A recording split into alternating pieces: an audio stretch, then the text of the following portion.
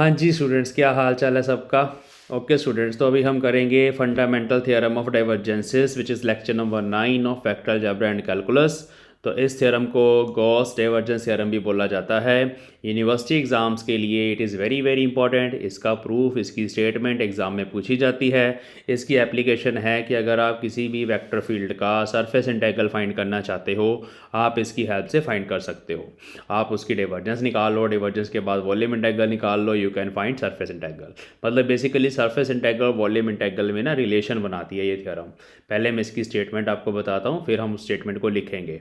तो स्टेटमेंट ये है कि किसी भी वेक्टर फील्ड का surface integral, close surface integral ए डॉट डी एस। देखो ए यहाँ पे वेक्टर फील्ड है ये वाली, डी एस यहाँ पे स्मॉल एरिया है, small area on on a surface जो हमने इमेजिन करा है। मान लो यहाँ पर इस तरह का कोई क्लोज सरफेस मैंने बना लिया, आर्बिट्रेरी सरफेस है ये, लूप नहीं है, 2D है ये सरफेस। बैलून हो सकता है, सफ़ियर हो सकता है, क्यूब हो सकता है, किसी भी शेप का सरफेस हो सकता है। इस सरफेस के ऊपर हमने स्मॉल एरिया लिया, डी एस वेक्टर, ऐसे डी एस वेक्टर, और हमने उस वेक्टर फील्ड का सरफेस इंटीग्रल किया ओवर दिस एंटायर सरफेस। तो ये सरफेस इंटीग्रल इस वेक्टर फील्ड के डाइवर्जेंस के वॉल्यूम इंटीग्रल के बराबर होगा। सो पहले डाइवर्जेंस लिखेंगे, डेल डॉट ए। इस डेल डॉट ए का डाइवर्जेंस कैलकुलेट करने के बाद, वेक्टर फील्ड के डाइवर्जेंस कैलकुलेट करने के बाद आपने उसका लेना वॉल्यूम इंटीग्रल। देखो जब आप डाइवर्जेंस कैलकुलेट करोगे ना, तो ये चीज़ जो होती है ना, ये एक स्केलर थिंग होती है, और फिर हम उसका करेंगे वॉल्यूम इंटीग्रल। तो ये आपस में वॉल्यूम इंटीग्रल और सरफेस इंटीग्रल इनको रिलेट करती है Gauss divergence theorem. Let us write it statement. तो according to this theorem, the closed surface integral of a vector field is equivalent to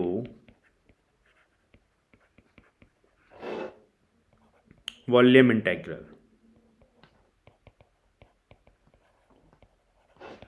of that vector field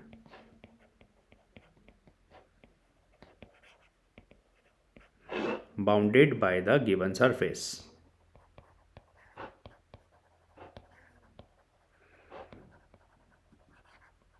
तो this is simply Gauss divergence theorem और fundamental theorem of gradients, sorry divergences. तो यहाँ पर ना हमारे पास कोई vector field exist करती है, ए वेक्टर फील्ड किसी भी तरह की हो सकती है। तो मैं जनरल सा डायग्राम बता रहा हूँ, अभी इसको प्रूफ करेंगे। तो यहाँ पे कोई ए वेक्टर फील्ड एग्जिस्ट करती है, तो हमने एक काम करा, इसकी डाइवर्जेंस कैलकुलेट कर ली, डेल डॉट ए, और जो भी हमारे पास आंसर आया डेल डॉट ए का, उसका फिर जो हमने सरफेस इमेजिन करा हुआ है, उस सरफेस के अंदर जो वॉल्यूम कन्फाइंड है, उस वॉल्यूम के ऊपर हमने वॉल्यूम इंटीग्रल करा। तो वो बन गई इसकी राइट हैंड साइड इस इक्वेशन की। वो जो आंसर आया वही आंसर हमारे पास, अगर हम डायरेक्टली उस वेक्टर फील्ड का उस पूरे सरफेस के ऊपर सरफेस इंटीग्रल ले लेते, उसके बराबर होगा। ये जो लेफ्ट हैंड साइड पे इक्वेशन है ना, ये चीज़ जो है ये फ्लक्स भी है। आपको याद होगा इलेक्ट्रिक फील्ड के केस में जब हम फ्लक्स लिखते थे ना, तो वो फ्लक्स कैसे आता था, ये होता है फ्लक्स का फॉर्मूला होता था phi is equal to E dot d s. तो बेसिकली ये उस वेक्टर फील्ड का फ्लक्स है, this is the flux of the vector field through the closed surface that we have imagined. This flux is actually equal to the volume integral of the divergence of the vector field. तो ये इसकी statement है जो आपको याद करनी है। अब हम इसका प्रूफ करेंगे, तो प्रूफ करने के लिए एक डायग्राम बनाना है पहले, लेट अस डू दैट। तो हम मान लेते हैं यहाँ पे हमारे पास इस तरह से कोऑर्डिनेट सिस्टम है, x axis, y axis, z axis.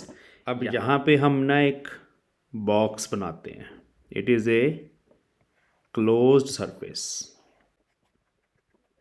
ठीक है। इस क्लोज सरफेस को हम छोटे छोटे वॉल्यूम्स में डिवाइड करेंगे। पार्टीशंस बना रहा हूँ मैं, ठीक है, इमेजिनरी पार्टीशंस हैं यहाँ पे, स्क्रीन पे देखते जाओ साथ साथ। ये वाला सरफेस, इसके दो हिस्से होंगे, इसका एक सरफेस एरिया इस तरफ आएगा, एक सरफेस एरिया इधर आएगा। ऐसे ही उससे अगले वाला जो सरफेस है इसके भी दो हिस्से होंगे, एक सरफेस एरिया वेक्टर इधर आएगा, दूसरा सरफेस एरिया वेक्टर इधर आएगा।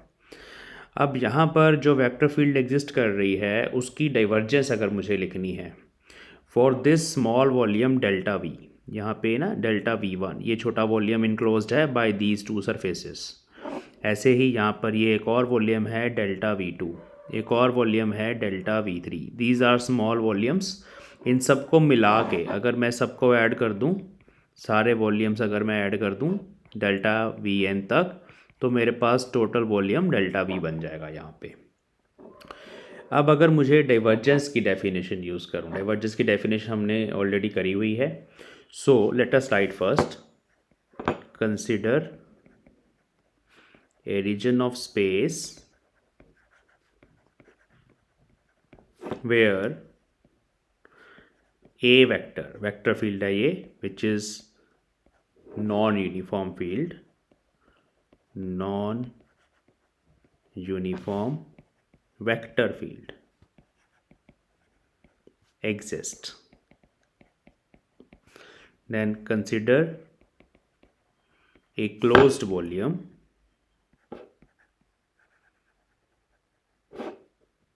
in the form of a cuboid. तो ये जो closed volume है, let's divide this volume into small parts,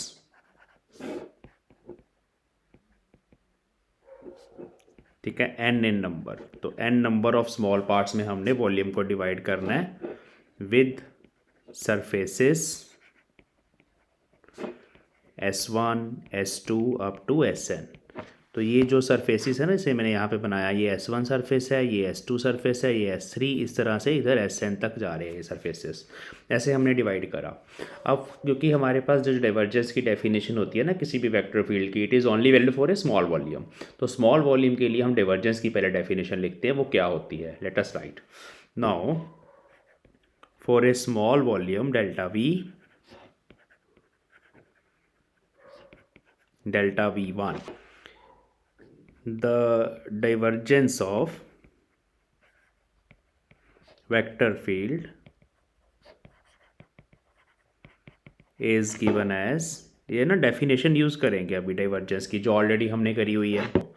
del dot A, divergence of a vector field, it is flux of the vector field which is A dot ds over the closed surface per unit volume bounded by that surface. तो this is a small volume delta V1 जो यहाँ पे मैंने show करा है, इसको मैं ना ब्लू कलर से बना रहा हूँ सारे वॉल्यूम को। ये पूरा वॉल्यूम, एक छोटा सा डब्बा यहाँ पे नज़र आएगा, ये वो वॉल्यूम है डेल्टा V1। तो जब भी आपने डाइवर्जेंस को कैलकुलेट करना है, हम क्या करते हैं, इस क्लोज सरफेस के ऊपर, यहाँ पर ये जो डब्बा बन रहा है ये भी तो एक क्लोज सरफेस है ना, इस क्लोज सरफेस के ऊपर हम इंटीग्रेट करते हैं इसको वेक्टर फील्ड को, विच इज़ कॉल्ड फ्लक्स।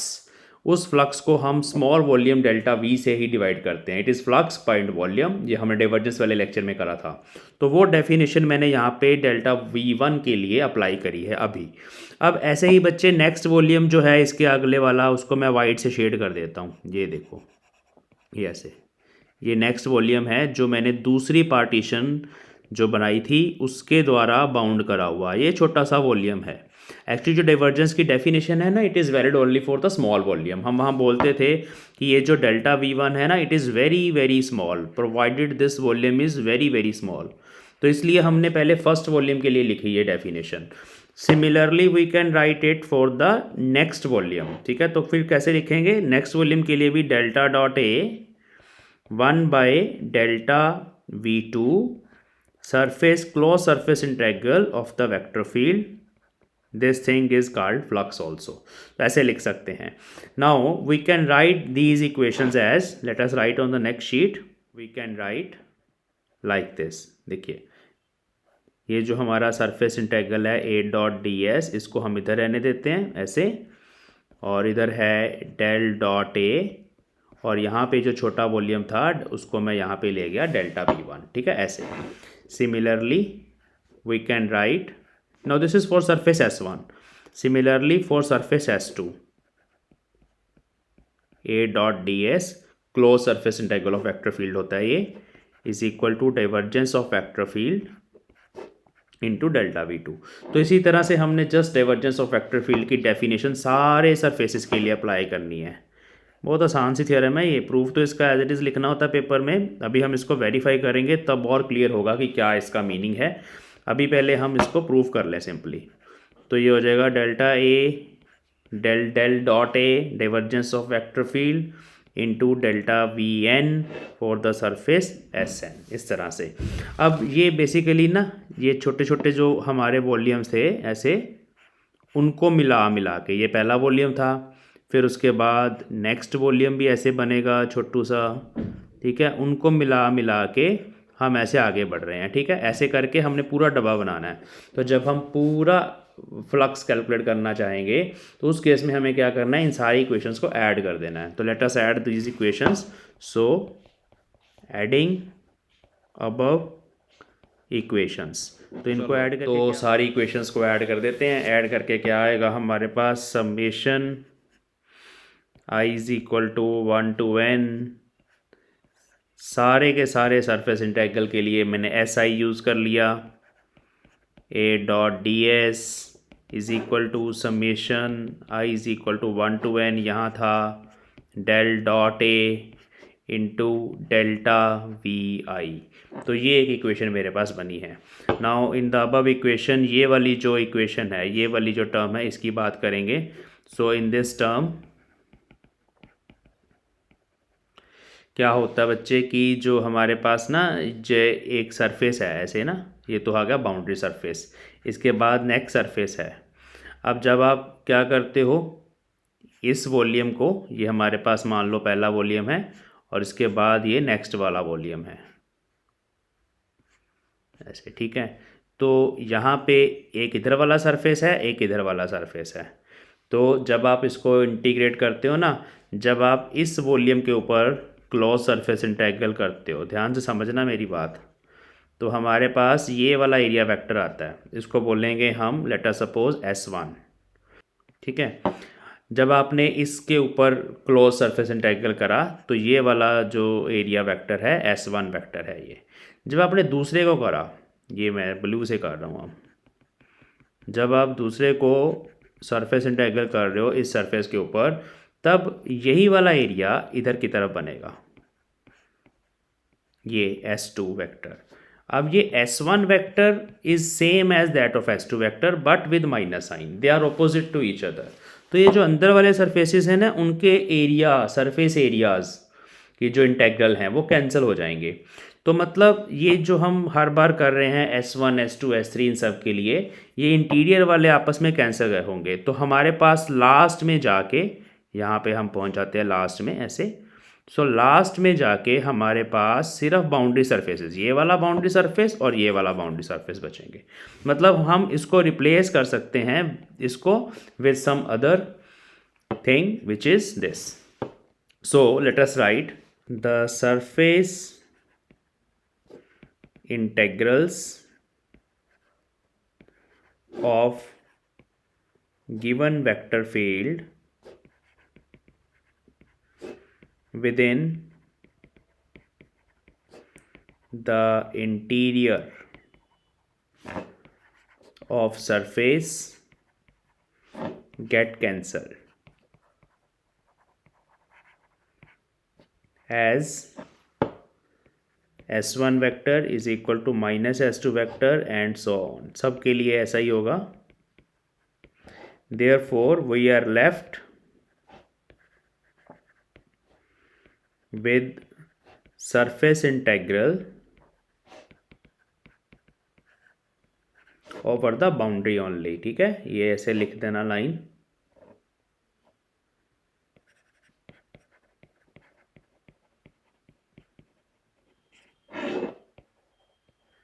सो वो उस इक्वेशन को आप सीधा लिख सकते हो, पूरा close surface integral A dot d S, और राइट हैंड साइड पे चलो अभी समेशन ही रहने देते हैं, लेकिन यहाँ भी एक छोटी सी मॉडिफिकेशन होनी है और हमारी थ्योरम प्रूफ हो जानी है बस. Now for n approaches to infinity, अगर हम ये बहुत पास पास ले आते हैं सारे पार्टीशंस को, मतलब there are n number infinity number of partitions, in that case the volume becomes very small. So in that case delta vi becomes very small, delta v बोल देते हैं इसको, small volume, and the summation goes to integration. कौन सी integration? Volume integral, क्योंकि यहाँ पे हम small volumes को ऐड कर रहे हैं। तो उस केस में हमारे पास ये जो राइट हैंड साइड है वो बन जाएगी simply volume integral of divergence over the entire volume. तो वो लिख देते हैं फटाफट। फोर यहाँ बनेगा close surface integral of vector field A dot d S, इधर बनेगा volume integral of the divergence of vector field. यहाँ ना उसको डेल्टा वी जो मैंने यहाँ पे ऐसे लिखा था, इसको डी वी भी लिख सकते हैं स्मॉल वॉल्यूम के लिए। तो दिस इज़ द प्रूफ। बड़ा सिंपल सा प्रूफ है, ये छोटा सा प्रूफ आपको एग्जाम में करना पड़ेगा, इसलिए मैंने करवा दिया। अब हम इसको वेरीफाई करते हैं। इस थ्योरम को वेरीफाई कैसे करने के एग्जाम्पल करेंगे। So verification of gauss divergence theorem. तो वेरिफिकेशन के लिए हम आपको सरफेस इंटीग्रल कैसे करते हैं वो भी सिखाएंगे, वॉल्यूम इंटीग्रल कैसे करना है वो भी सिखाएंगे। तो अभी इसको वेरीफाई करने के लिए let us write the statement. Vector field is given which is a vector y square i cap plus 2xy plus z square j cap plus 2yz k cap. So we need to check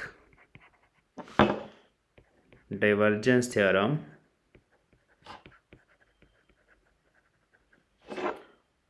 over a unit cube at origin.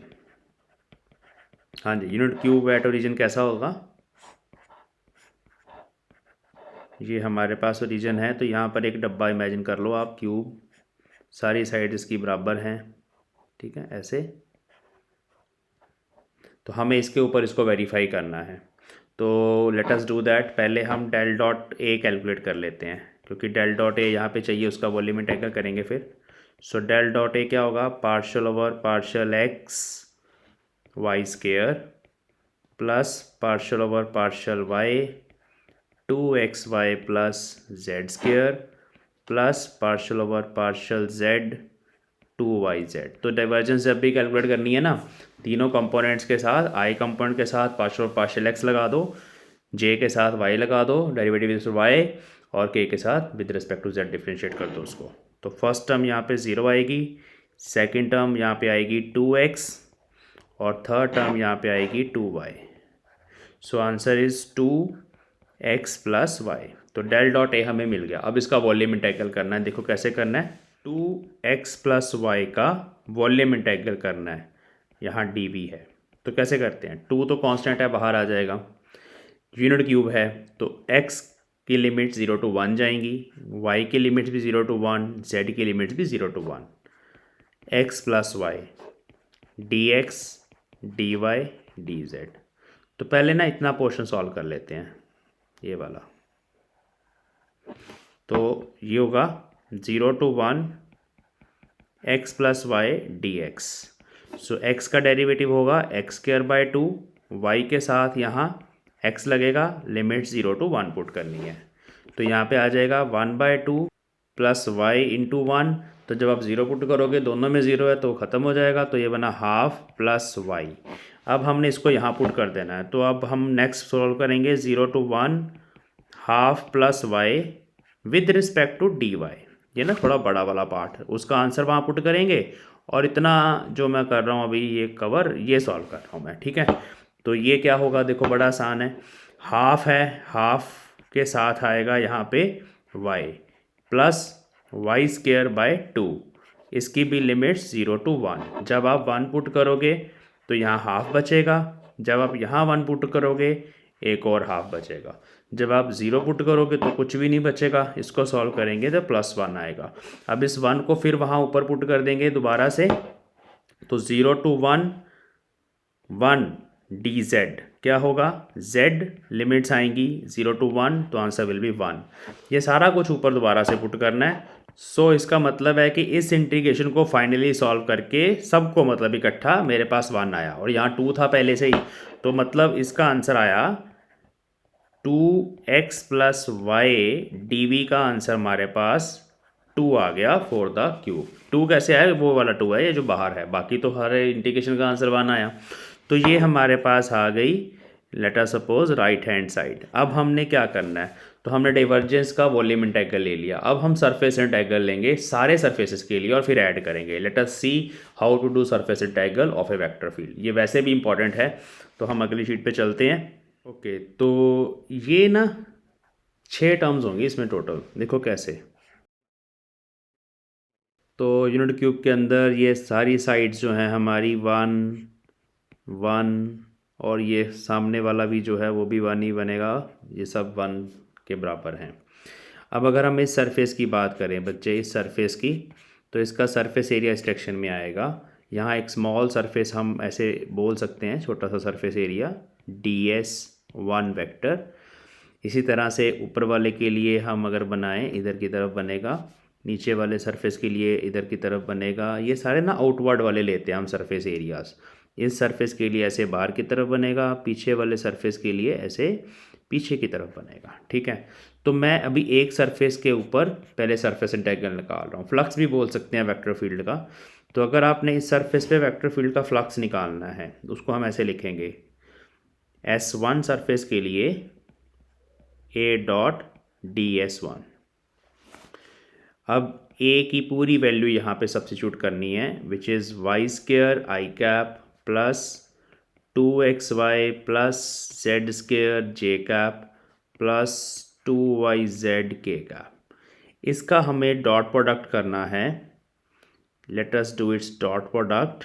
तो इसका dot product किससे आएगा ना, DS1 vector के साथ। DS1 vector क्या है, it is actually 2 sides का बना हुआ है, एक ये साइड और एक ये साइड। ये साइड Z के अलोंग है, तो इसका स्मॉल पार्ट DZ ले लेते हैं, DZ, और ये हमारी x के अलोंग है, यहाँ dx आएगा।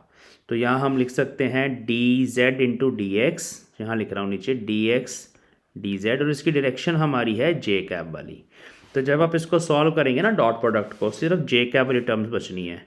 तो यहाँ बनेगा surface integral S 2xy plus z square dx dz, और इसको सॉल्व करना है। अब यहाँ पे ना लिमिट्स भी पुट करते हैं, 0 to 1 फॉर द dx के लिए, और ऐसे ही 0 to 1 dz के लिए।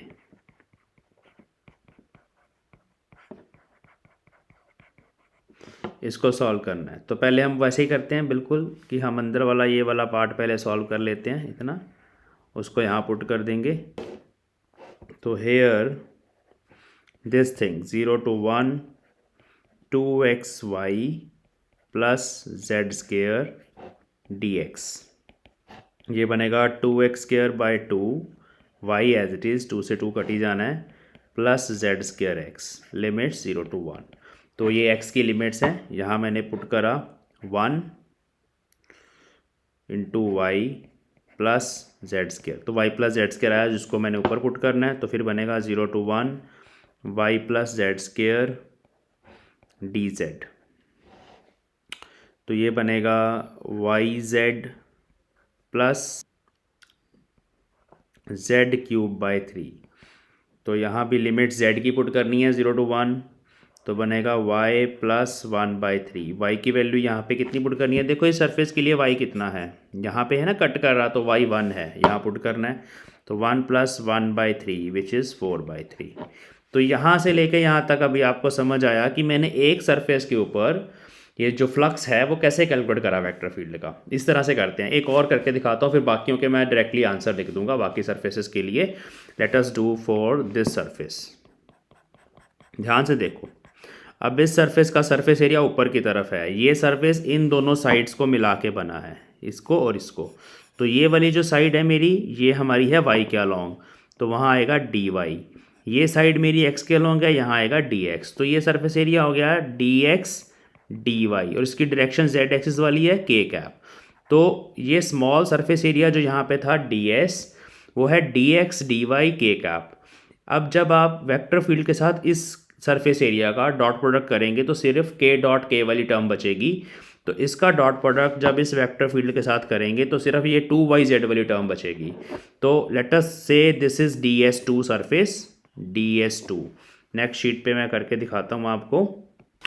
तो फॉर सरफेस S2, ये जो हमारा ऊपर वाला सरफेस है, दोबारा से बना रहा हूँ इसको। इसका सरफेस एरिया है जैसे मैंने बताया dx dy k कैप, ये सरफेस एरिया है। तो हमारे पास इसके ऊपर surface integral of vector field a dot ds for S2। तो वेक्टर फील्ड का k कंपोनेंट था 2yz इंटू dx dy। अब इस सरफेस के ऊपर भी बच्चे जो हमारा z है वो 1 है, यू कैन सी। तो on the previous sheet let us do that. यहाँ पे है ना ये सरफेस, देखो तो ये surface z is equal to 1 पे कट कर रहा है, तो इसका ध्यान रखना। सो यहाँ पे z1 है, तो इसमें पुट कर देंगे तो ये बनेगा 0 to 1 0 to 1 2y, चाहे पहले पुट कर दो चाहे बाद में पुट करो, आपकी इच्छा है, dx dy। तो पहले अब अंदर वाले पार्ट को सॉल्व करना है। इसको सॉल्व करने के लिए हमें करना है 0 to 1, ये बाहर वाला मैंने लिख लिया, अंदर का आएगा 2yx, लिमिट्स आ जाएंगी 0 to 1 और dy एज इट इज़। तो जब आप पुट करेंगे तो बनेगा 2y simply 0 to 1 dy which is 2y square by 2 limit 0 to 1 which is again 1। तो इसका आंसर आया 1। ठीक है, तो इस सरफेस के ऊपर सरफेस इंटेग्रल 1 आया। इसी तरह से बाकी सरफेसेस के लिए जो आंसर्स आएंगे मैं बता रहा हूँ, फिर सबको ऐड करके फाइनल आंसर आएगा। अच्छा, अब नेक्स्ट सरफेस ये वाला अगर ले लें हम, ठीक है, ये वाला सरफेस देख लो आप। तो इसका एरिया वेक्टर इधर आएगा, इसको मैं ds3 बोल रहा हूँ। ये बना है इस साइड का, ये साइड हमारी dx है और एक इस साइड का मिलके जो dz है। और बच्चे ये वाली जो डायरेक्शन है, ये डायरेक्शन है -j कैप, तो यहाँ इसलिए -j कैप लगा दिया हमने। अब आप इन दोनों का डॉट प्रोडक्ट करेंगे। सो a डॉट ds3 वो बनेगा, सिर्फ ये दो टर्म सर्वाइव करेंगी, बाकी टर्म हो जानी है 0। तो बनेगा 2xy plus z square dx dz with minus sign. अब हम इसको इंटीग्रेट करेंगे, integrate over the entire surface. तो ये पहले हम 0 to 1 फिर 0 to 1 2xy plus z square dx dz। तो अंदर वाले पार्ट को पहले सॉल्व कर रहा हूँ, इसको फिर यहाँ पुट कर देंगे। ठीक है, तो ये बना 0 to 1 2xy plus z square dx। z की वैल्यू यहाँ पे कितनी है, z की y की वैल्यू यहाँ पे 0 है इस सरफेस के ऊपर, तो वो फर्स्ट टर्म 0 हो गई। सिंपली बचा जेड स्क्वेयर और इंटीग्रेशन के बाद x, लिमिट्स पुट करेंगे 0 to 1, तो आंसर आया जेड स्क्वेयर। इस जेड स्क्वेयर को ऊपर पुट करा मैंने, 0 to 1 Z square D Z, Z की पावर 3/3, माइनस साइन भी है यहाँ पे, ये माइनस साइन चलेगा यहाँ पे। तो ये बना -1/3 लिमिट्स पुट करने के बाद। तो इस सरफेस का सरफेस इंटेग्रल आया -1/3, याद रखना। ठीक है, ऐसे ही बाकी के जो 3 सरफेसेस बचे हैं उनके इंटेग्रल में डायरेक्टली लिख रहा हूँ आंसर्स, वो आप लिख लो, फिर सबको ऐड करके आंसर 2 आना चाहिए। आप सॉल्व करके देखना। ठीक है, नेक्स्ट शीट पे चलते हैं। तो हमारे पास एक बचा फ्रंट वाला सरफेस, ऐसे इस फ्रंट सरफेस का एरिया वेक्टर हमारे पास x एक्सिस की तरफ था। तो ये दो साइड से मिलके बना है dy और dz से। तो इसका आंसर आएगा हमारे पास 1/3।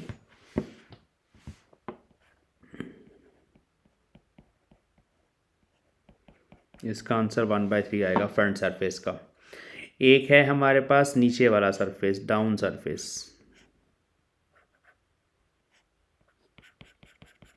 ठीक है, इसका नीचे की तरफ एरिया वेक्टर है और इसका आंसर आएगा 0।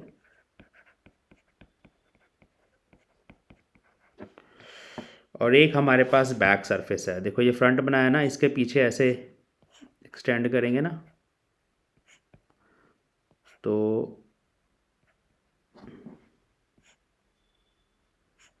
इसका एरिया वेक्टर पीछे की तरफ होगा, तो इसका आंसर आएगा -1/3।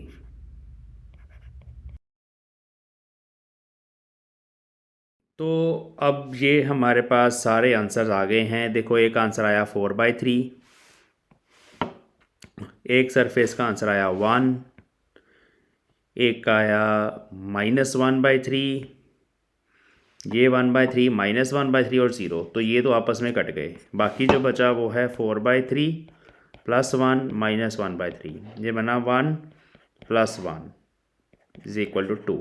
तो 2 ही आना चाहिए था आंसर हमारे पास। ठीक है, हमने डाइवर्जेंस करके जब देखो सरफेस एरिया लिया, कितना आसान था उसको करना, सॉल्व करना कितना आसान था। ऐसे एक एक सरफेस के लिए आप देखो फ्लक्स कैलकुलेट कर रहे हो, कितना डिफ़िकल्ट है। तो इसी कारण से हम गॉस डाइवर्जेंस थ्योरम को यूज़ करते हैं। यहाँ देखो हर सरफेस के लिए आपको इंटीग्रेशन करनी पड़ रही है, लेकिन जब हमने डाइवर्जेंस किया था, लेट अस सी, पहले हमने जब डाइवर्जेंस कैलकुलेट करा, ये हमारे पास डाइवर्जेंस का आंसर आया था 2x + y। इसको मैंने सिंपली वॉल्यूम इंटीग्रल करा और कितना सिंपली मेरे को ये डाइवर्जेंस की वॉल्यूम इंटीग्रल कैलकुलेट करके आंसर मिल गया। ये बेसिकली फ्लक्स ही तो है। गॉस डाइवर्जेंस थ्योरम बोलती है कि ये A.ds ही है over the close surface S. तो इस तरह से किसी भी क्लोज सरफेस के ऊपर फ्लक्स कैलकुलेट करना इजी हो जाता है जब हम गॉस डाइवर्जेंस थ्योरम को यूज़ करते हैं। तो ये हमारा आज का लेक्चर था। प्रूफ पक्का करके जाना इस लेक्चर में से एग्जाम में। जब भी आपको फाइनल एग्जाम आएंगे गॉस डाइवर्जेंस थ्योरम का प्रूफ आपको पूछा जा सकता है। वेरिफिकेशन जस्ट आपकी अंडरस्टैंडिंग को डेवलप करने के लिए करी है। तो इसमें सीखा है हमने कि हम डिफरेंट सरफेसेस के ऊपर सरफेस इंटीग्रल कैसे करते हैं। So we will meet in the next class. Thanks for watching.